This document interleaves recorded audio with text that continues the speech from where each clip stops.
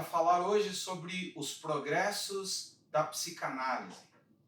É lógico, né, que ao falarmos da psicanálise, falaremos de uma ciência hoje muito difundida, hoje muito conhecida no mundo, né? É possível dizer que o Ocidente também se constituiu a partir da psicanálise, a partir da influência do próprio Freud. É impossível, né, analisarmos o desenvolvimento, né, da vida contemporânea sem analisarmos o impacto, a influência que Freud e a sua psicanálise exerceram no mundo ocidental. Por isso, quando a psicanálise surgiu no final do século XIX, ela surge como uma ciência revolucionária, como uma ciência que vem questionar a própria ideia, né, de univocidade do ser, do indivíduo. A própria ideia, né, de indivíduo, que significava em latim aquele que não se divide, é profundamente questionado por ela. Por quê? Porque com a psicanálise nós conseguimos vislumbrar o eu de uma outra forma. Conseguimos enxergar que não existe bem o indivíduo, e sim o divíduo, o dividido. O ser, o eu, não é algo unívoco, não é algo único, como se pensava. O ser, que é o ser do humano, é um ser dividido, é um ser que está bicortado, bifragmentado, que é exatamente o fato de que nós somos razão, mas também emoção. Nós somos corpo, por isso, né, um mero animal, entre outros, mas nós somos também subjetividade, algo próximo aos deuses. Ficamos sempre entre dois mundos, né? Entre aquilo que é material, aquilo que é palpável, e aquilo que é abstrato, aquilo que só existe dentro da mente humana. Vejam, né, que falar dos progressos da psicanálise é, de alguma maneira, falar do próprio progresso da visão ocidental da realidade. A psicanálise ensinou os seres humanos a serem menos pretensiosos, a acreditar, né, que aquela ideia de ser o Adão perfeito, um ser, né, unívoco, que se reconhece totalmente, é na verdade uma grande ilusão. Há uma parte de profundo desconhecimento no nosso eu. Há uma parte que está vinculado a um processo de ultrapassagem contínua no nosso eu. Em outros termos, nós não reconhecemos todos os limites do nosso eu. Nós não temos controle de tudo aquilo que existe no nosso eu. O nosso eu é formado, como diria Aristóteles, pela razão. Nós podemos até ser mesmo concebidos como animais racionais, mas nós não somos pura racionalidade. Nós também, né, somos montados de profunda irracionalidade. Por isso, então, os sentimentos são tão ambíguos, são tão contraditórios, paradoxais na mente humana. Nós queremos uma coisa e muitas vezes uma outra parte do nosso eu pode querer algo inversamente contrário àquilo que conscientemente nós queremos. Há um fator constante de oposição, de conflito. Por isso, inicialmente, a psicanálise vem dar uma base conceitual para esse conflito humano. Freud, com a ideia do inconsciente, vai mostrar claramente, né, que o inconsciente não é a mesma coisa que a consciência. A sua natureza é muito diferente, distinta da natureza da consciência. Por isso, o ser humano ficará sempre entre dois senhores, ficará sempre entre a razão e a desrazão, a lógica e o ilógico, a vontade de ter controle perfeito do seu eu e o descontrole produzido por uma outra parte que às vezes aparece de uma forma anárquica. Por isso, nós não podemos dar voz da maneira, né, que queremos ao nosso inconsciente.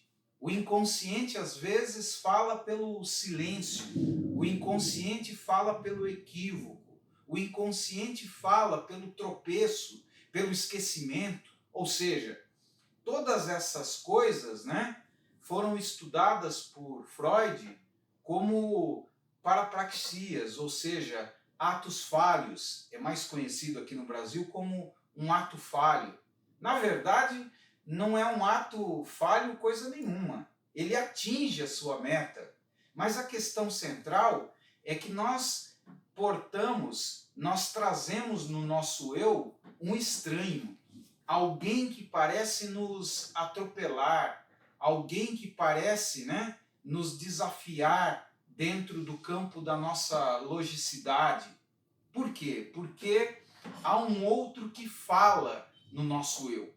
Nós não temos apenas, né, a voz da razão, nós temos também a voz daquilo que parece perturbar profundamente a minha noção identitária, aquilo que eu penso que eu sou. Então, uma das coisas mais importantes da psicanálise foi mostrar o nível de conflito que forma o ser humano. Algumas pessoas dizem, mas a psicanálise trouxe a insegurança. A psicanálise colocou o ser humano como um ser sempre bipartido. De fato, é isso mesmo. O ser humano precisa se perceber não como um Deus, não como um ser, né, que consegue ser racional quando quer ser racional. Ao contrário, o querer humano, ele está sempre também dividido entre um querer social, um querer racional, um querer lógico e um querer instintual, um querer, por exemplo, que visa apenas o prazer bruto. É isso que faz o ser humano um ser tão contraditório. Ele pode dizer com a boca que ama e com as mãos matar. Ele pode, né, querer a paz e fazer a guerra. Por quê? Porque em seu ser existe toda essa inconformidade. Em seu ser, ele tem não só o ser civilizado, que parece representá-lo no nível da razão, mas ele tem dentro de si o selvagem, que ainda apela para o prazer imediato, para a descarga bruta. Essa é uma noção importantíssima, né, trazida pela psicanálise. A ideia de uma inconsciência, a ideia de algo que ultrapassa os limites, os liames da nossa consciência, daquilo que nós acreditamos, né, representar todo o nosso eu, integralmente o nosso eu. Na psicanálise não há essa visão, né, integral do eu. O eu é fragmento. O que vai formar uma certa unidade será todo o processo histórico. Na psicobiografia do sujeito, nós vamos perceber uma montagem, né, de um caráter, de uma personalidade. Mas, na verdade, o ser humano nunca será idêntico àquilo que parece unificá-lo de forma plena. Haverá sempre uma sobra, haverá sempre algo, né, que o desafiará. É por isso que a psicanálise não ficou presa só nessa ideia de conflito. Se criou, a partir da psicanálise, uma maneira de tratar, uma maneira de trabalhar terapeuticamente com esses conflitos humanos. É de fato, né, o esboço psicanalítico de uma terapia. Por que uma pessoa busca o psicanalista? Busca exatamente para se entender, para perceber o nível de suas contradições mais íntimas, o quanto se desconhece, o quanto esse estranho permanece, né, dominando, controlando anarquicamente o seu eu. Por isso, vejam, entendam bem, né, que ao falar dos progressos da psicanálise, nós estamos falando, na verdade, não só de uma teoria que tenta explicar a mente. Além desse esboço teórico, a psicanálise também tem sua vertente terapêutica. Além de entender, ela tenta ajudar o indivíduo a melhorar ou, de alguma forma, controlar essa divisão interna, esse conflito. É por isso que, quando Freud falava de sua psicanálise, ele tinha a nítida ideia de que ela era um método, uma maneira de assessorar uma pessoa dentro do processo de autoconhecimento e, ao mesmo tempo, confrontar o seu autodesconhecimento. Ela acabou problematizando ainda mais aquela ideia socrática, né, de conheça-te a ti mesmo.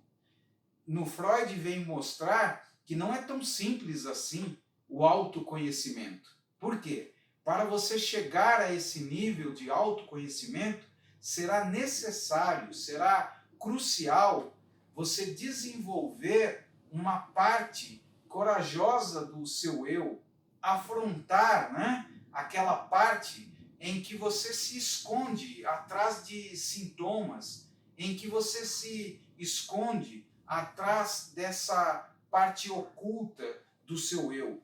Em outros termos, a psicanálise ensina você a olhar para aquilo que parece ser feio, para aquilo que parece ser anômalo, estranho no seu eu. Você vai ter que, além de olhar para o seu paraíso, olhar também para o seu inferno. Você vai ter que perceber que tudo que existe de ignóbil, de tudo que existe de negativo, de tudo que existe de feio, que parece, né, ser do outro, existe também em você. Não existe, né, uma paz absoluta no reino da mente.